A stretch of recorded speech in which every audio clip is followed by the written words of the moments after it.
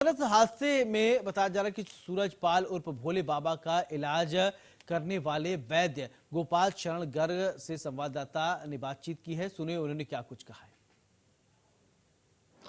देश और दुनिया में अपने नाम से इस समय विख्यात भोले बाबा और साकार बिश्वरी का नाम हाथरस हादसे के बाद में हर एक की जुबान पर है। वो बाबा जो अपने आप को परमात्मा कहता है और लोगों के इलाज की गारंटी लेता है, कभी किसी को पानी के जरिए, कभी किसी को दूध के जरिए, तो कभी किसी को चरणों की रज यानी चरणों की धूल के जरिए ठीक करने का दावा करता है। लेकिन आज हम आपको एक ऐसे वैद्य जी से मिलाने जा रहे हैं जो खुद भोले बाबा का इलाज करते आए हैं और आज भी उनका इलाज करते हैं। मेरे साथ बातचीत करने के लिए मौजूद हैं वैद्य गोपाल शरण गर्ग जी, जिन्होंने भोले बाबा का एक बार नहीं बल्कि कई मरतबा इलाज किया और उनके इलाज से उनको लाभ मिला। इनसे बातचीत करते हैं, पूछते हैं आखिर किस तरीके से उनकी मुलाकात हुई, कैसे वो इनके पास पहुंचे और कैसे इनकी दवाइयों से उन्हें लाभ मिला। सर, सबसे पहले आपका नाम क्या है और किस तरीके से आपकी जो भोले बाबा उर्फ साकार बिश्वरी या बात करें सूरजपाल की, कैसे मुलाकात हुई, किस तरीके से वो आपके पास आए? मेरा नाम वैद्य गोपाल शरण गर्ग है। मेरी कई पीढ़ियों से आयुर्वेद की चिकित्सा होती रही है। मेरा मथुरा में औषधालय है आरोग्य धाम के नाम से, तो वहाँ कई सेवादार मेरे पास आते रहते थे जो भोले बाबा के भक्त थे।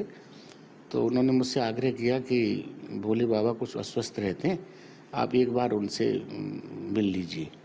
मैंने कहा मेरी तो कोई ऐसी श्रद्धा उनसे नहीं है, अगर वो बुलाएंगे मेरे को तो मैं अवश्य एक बार जाऊँगा।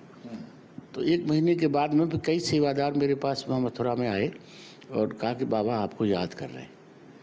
तो मैंने कहा ठीक है। तो फिर मैं गया वहाँ पे। तो उनके आश्रम में बड़ी सिक्योरिटी थी, आधे घंटे मुझे वहाँ बैठना पड़ा।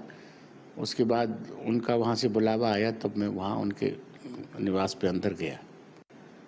तो मुझे देख के उन्होंने कहा कि मैंने विजयगढ़ का नाम पहले सुन रखा है और मुझे पता है कि वहाँ वैद्य अच्छे वैद्य विजयगढ़ में हुए हैं और वैद्यों की ये पहचान होती है कि वो नाड़ी देख के रोग का निदान कर लेते हैं।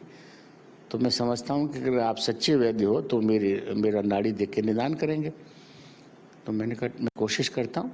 तो उन्होंने मुझे नाड़ी परीक्षण के लिए कहा, तो मैंने नाड़ी देखी और मैंने उनको बताया कि आपको मधुमेह होना चाहिए और मुझे लगता है कि आपके हृदय में भी अवरोध है, कुछ हृदय में भी आपको परेशानी है। ये सुन के कुछ वो प्रभावित हुए और उन्होंने मुझसे कहा कि जब आपको ये पता चला है कि मैं मधुमेह से पीड़ित हूँ, तो आपको ये भी पता होना चाहिए कि इस समय मुझे कितनी मधुमेह है।